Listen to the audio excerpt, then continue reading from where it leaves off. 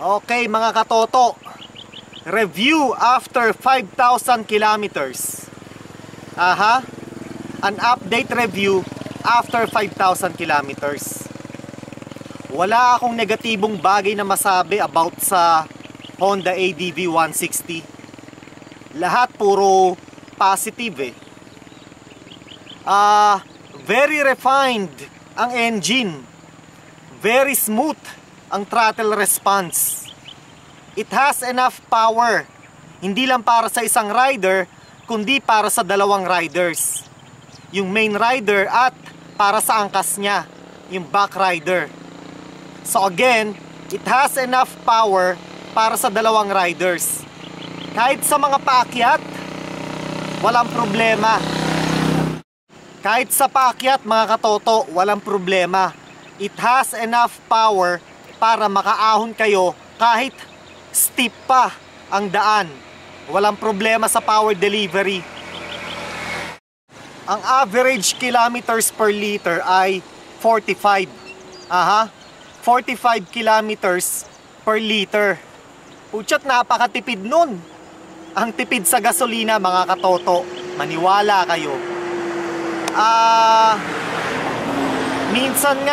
Minsan nag-ride kami sa magandang daan Ang gandang daan niya, tapos diretso lang, napakahabang diretso ng ilang milyahe. Pumalo sa 53 kilometers per liter. Puchat, ang tipid nun. 53 kilometers per liter. So, yan ang unang-unang bagay na masasabi ko. Ang Honda ADV 160 ay napakatipid sa gas. So, panalong-panalo, lalo na kung nagtitipid ka sa gasolina, kung budget ka. Eto lang mga katoto, sa sobrang refined ng engine, puchat, napakatahimik ng exhaust. Sa sobrang tahimik ng exhaust, yung back ride ko, yung angkas ko, nakakatulog Inaantok dahil sobrang tahimik. I mean, walang masama doon. Like I said, syempre magandang bagay yung very refined ng engine. Kaso, ang problema pagka sobrang tahimik nakaka-bored din. Wala kang marinig sobrang tahimik. Kaya kung ako ang tatanungin nyo mga katoto, mas magandang maglagay ng aftermarket exhaust para magkaroon naman ng ingay kahit papano. Magkaroon ng ingay at para magising ang diwa mo habang nagra-ride ka. Hindi lang ikaw kundi yung pasahero mo din, para magising at hindi antukin. Tsaka isa pa, para sa safety mo din yun. Kapag maingay ang exhaust mo, syempre naririnig ka ng mga kasama mong riders at drivers sa kalsada. Mas safe yun kasi naririnig ka nila So mga katoto, mas okay kung maglagay kayo ng aftermarket exhaust para mas maingay at para performance din yun. Dagdag horsepower yun kapag naglagay ka ng aftermarket exhaust. Yung mga original na exhaust hindi yung mga nabibili sa tabi-tabi sa mga kanto-kanto na latang exhaust. Ang sinasabi ko, yung mga original brands kagaya ng Yoshimura, Akrapovic, Permignoni, yung mga original hindi Japex. Syempre dagdag performance din yun para sa scooter nyo, para sa Honda ADV 160 nyo. At yun nga, para sa safety din, para naririnig kayo ng mga fellow riders at car drivers na nakakasalamuha nyo sa kalsada.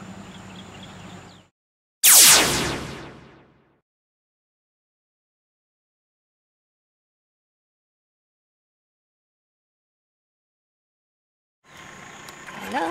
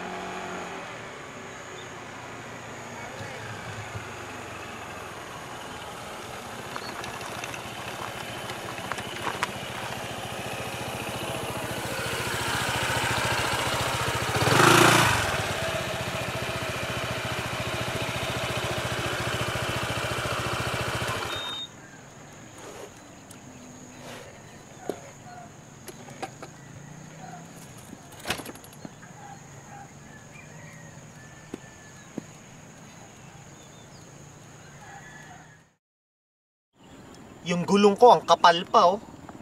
Parang brand new pa eh, 'di ba? Bagong-bago pa yung gulong. 5,000 kilometers. Tamo, ang kapal pa. Parang bagong-bago pang kalalabas sa kasa eh. Ang technique mga katoto, taasan nyo yung tire pressure. Taasan nyo yung PSI para mas tumayo pa yung gulong nyo.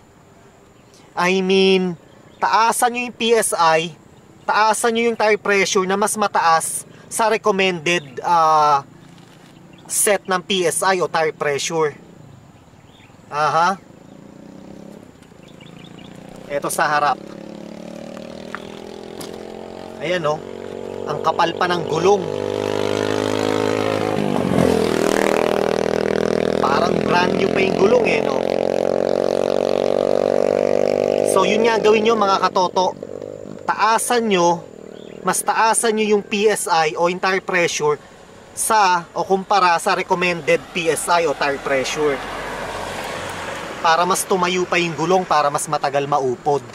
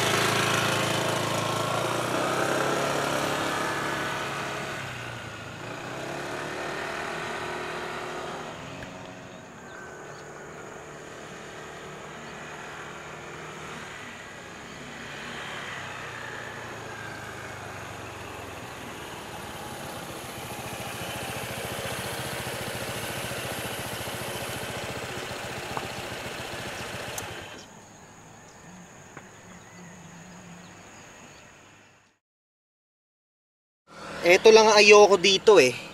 Ayan oh. 11 years old pa lang ako, nagra-ride na ako ng motorsiklo.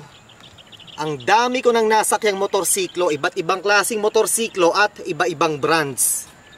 Ngayon lang ako naka-encounter na yung horn button ay nilagay sa ibabaw ng flasher o turn signal button o switch.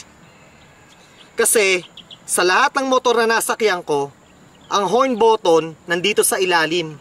Nasa ilalim ng flasher switch o turn signal switch. So Honda, anong ka-abnormalan to? Bakit yung horn button nilagay nyo sa ibabaw ng turn signal switch? Nakakalito tuloy. Maraming pagkakataon nalilito ako eh. Tsaka ano pa ba? Ayan o, kita nyo yung crack. Ayan o. Kapag morning cold engine start, masyadong malakas ang vibration. Sa sobrang lakas ng vibration, ayan o, nag-crack yung salamin, yung side mirror. Kasi pagka morning cold engine start, talagang makikita mo yung side mirrors nanginginig. Nanginginig siya sa sobrang lakas ng vibration. Pero kapag uminit na ang makina, nawawala na ang vibration. Lalo na syempre kapag umaandar ka na. Very minimal na ang vibration. About sa suspension ng Honda ADV 160, hindi ko pa kasi nadala to eh. Hindi ko pa to nadala off-road. Laging on-road ako eh. Kaya wala akong masabi about sa suspension niya kapag off-road riding. Pero on-road, wala namang espesyal sa suspension. I mean, normal lang Kung ikukumpara mo sa mga ibang scooters, pare-pareho lang. Pero okay, hindi siya matagtad, hindi sobrang tigas, hindi sobrang lambot, sakto lang. Sakto lang siya. So yeah mga katoto, wala akong masabing negatibo about sa Honda ADV 160. Okay na okay siya. Napakatipid sa gasolina, napakadaling i-ride.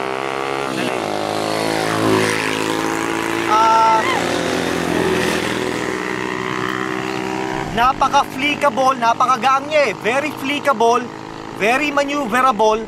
Ang sarap i-ride sa canyons, sa twisties.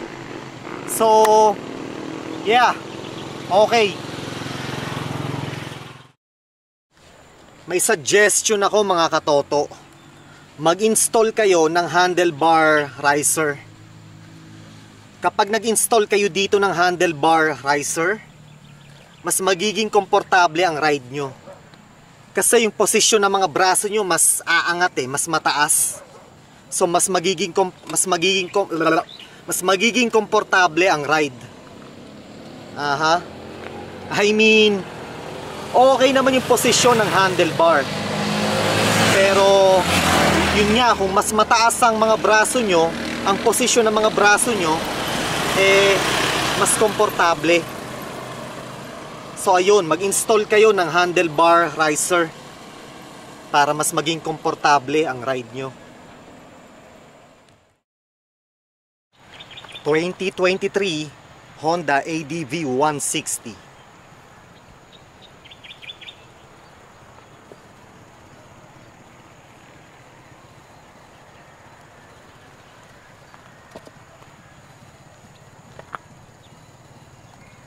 Ay no, Che Guevara oh. Komandante Che Guevara. Nakadikit na. Bago ko dinikit yan, yung emblem decal na yan, binlower ko muna. Gumamit ako ng hair blower o hair dryer para mas makapit siya. Para mas makapit ang dikit.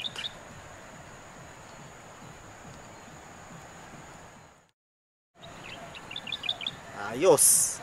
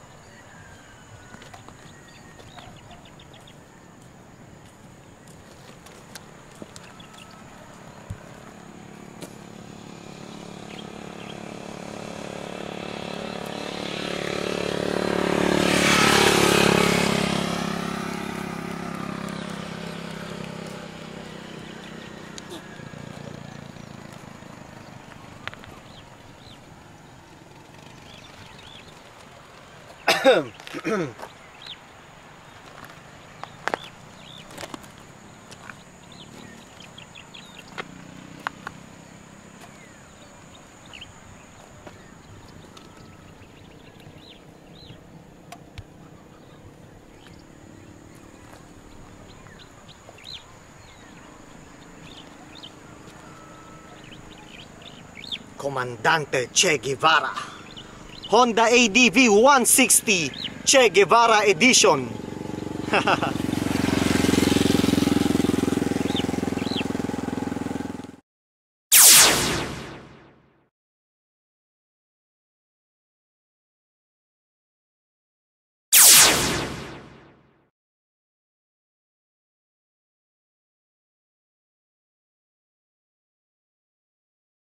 Komandante Che Guevara.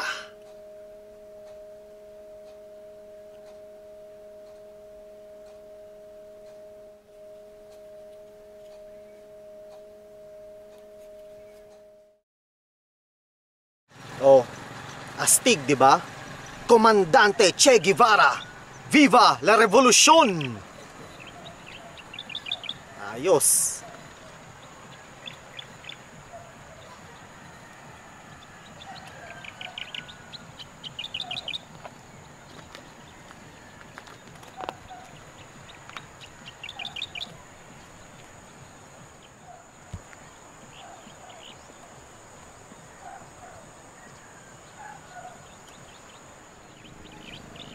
Comandante Che Guevara. Honda ADV 160 Che Guevara Edition.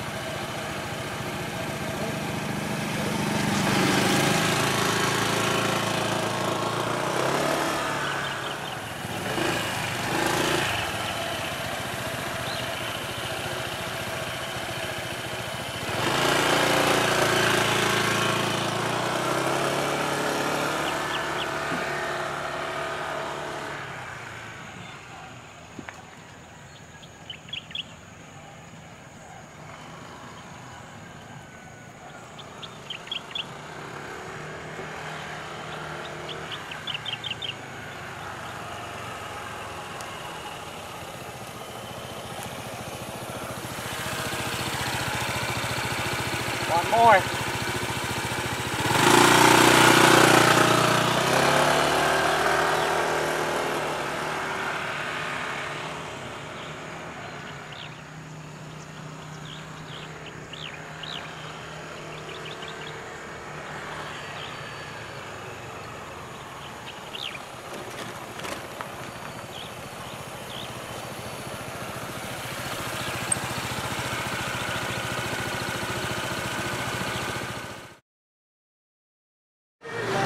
Uy, sarap niya na.